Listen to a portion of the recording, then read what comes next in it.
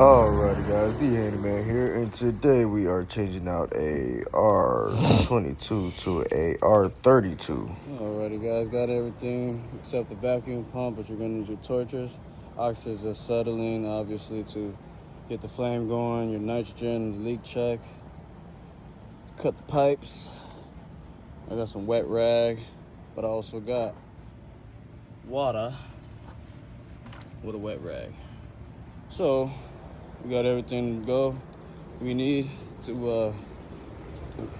got everything we need, so let's go ahead and get this guy taken out. I've already started scrapping it, but I'm gonna start removing the electric and the copper lines now.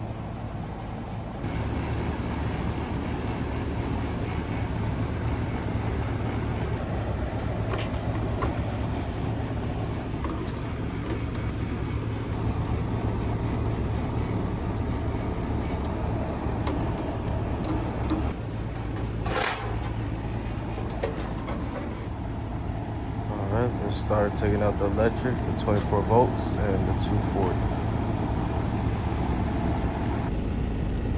Taking out the 24 volts. Take out the 240. Ready to take this bad boy out of here. Put the new one in. There she goes. Let's roll her down over there.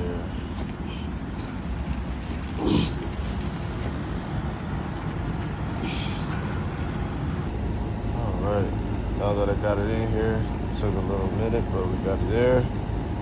You want to cramp down with some channel locks, make sure that your fitting is nice and tight. Put your suction line and your high side in. You usually don't have to do it for the high side, just for the low side. Alright, let's put our 240 back in there. Our ground. Got your 240 in. Cool test, make sure it's nice and very snug. Secure. It is. Put my 24 Time to put volts, the 24 hook it volts. Start soldering. 24 volts. Got that nice and wire secure. nuts, 240. Let's put our panel up. Good to go. Let's get ready to solder this baby together. Back up.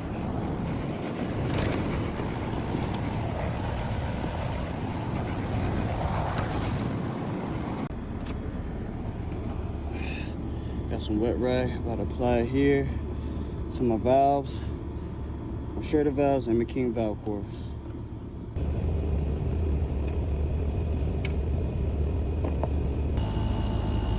Alright, we got her prepped, ready to hit the torches on it. Almost caught the whole unit on fire.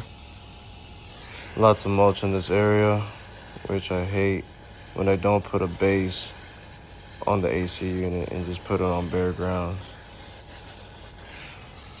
Like, just such a stupid idea, but hey, gotta work around that.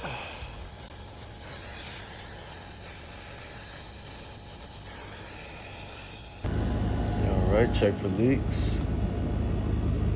First take Timmy, baby. No cracks, no holes. Flush kit. Need this when you're changing from R22 to 410A, 410A to R32, whatever. Changing from one frame to another, gotta flush the lines. Turbo clean is what I use. It's important to flush once you solder the outside before you change out the air handler to go ahead and clean out the lines in between. You don't want to flush the lines with the new lines from your new air handler. Just my preference. But nitrogen check for leaks before you do the flushing. Obviously, you don't want to waste any turbo clean flush kit because you have a leak and you didn't check. So take out the Schrader valve on the low side so you know that everything's coming out of there. You want to clear out the lines. You don't want any of that flush contaminant to stay in the line, so you want to make sure it comes out one way. Let's take that off. Cut these lines.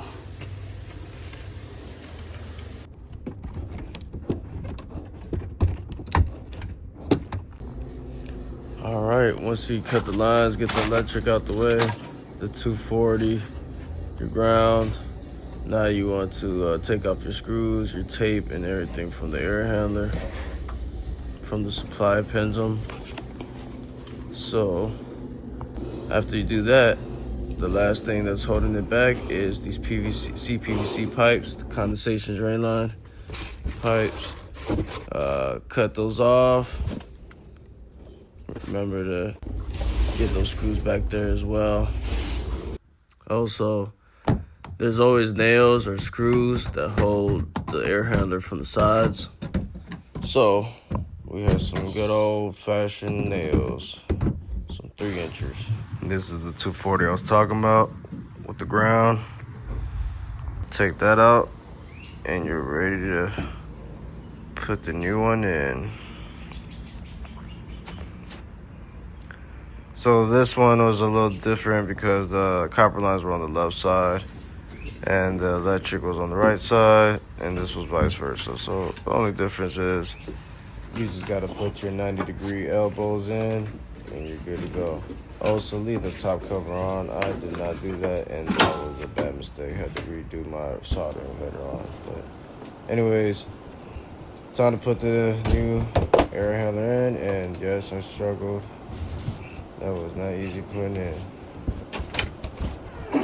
Definitely a lot smaller. But with a lot of struggle and a lot of perseverance, we got that bad boy in there. That thing nice and shiny.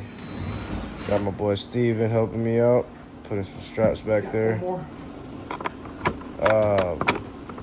Realistically, you want to cut the copper and put another 90-degree elbows on the other side as well, but I chose the lazy route and bent the copper lines, which is probably not the ideal thing you want to do. Again, I was rushing, and that's what I decided to do. Just put my 3-inch screws on the sides. It's all secure. Time to put my 240, my ground in. My line and my load. Got them nice and tight in there. All right, just got done soldering the copper lines. Now time to put the electric in. It's a straight air unit, so I don't have a common. Only a common running to the outside. Got my ground, my common, my Y, my R for 24 volts. And I put my thumbs up, but that's thumbs down. I should have put the cover on, and that's what I was speaking about earlier. On the top end, I had to cut the pipes back again and re-solder it with the plate back on there. All right, doing another nitrogen leak check. Ran some nitrogen. We're good to go. Pressure held. And now that we feel secure about our leak check, we can go ahead and open up our king valve cores. Low side first, high side second.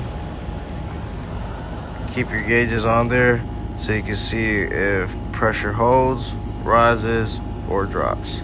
All right, we got that bad boy in there. Leak checked it and ready to go ahead and cut on. That thing sounds beautiful. Got my boy Steven, he put a 2x4 underneath because the supply pendulum collapsed and we could not keep it up and we didn't want to raise it up. We put a 2x4 underneath and it right still was too short, so we went ahead and strapped it down.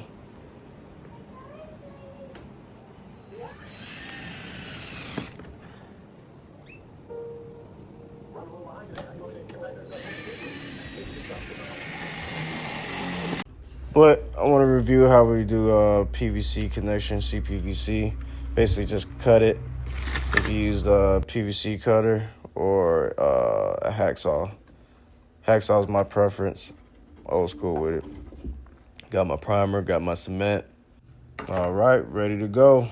Let's go ahead and measure our lines and glue them together. And that's what we got. Not as clean, but it's effective. Taking out the 2x4 now to see if it stays, which it should.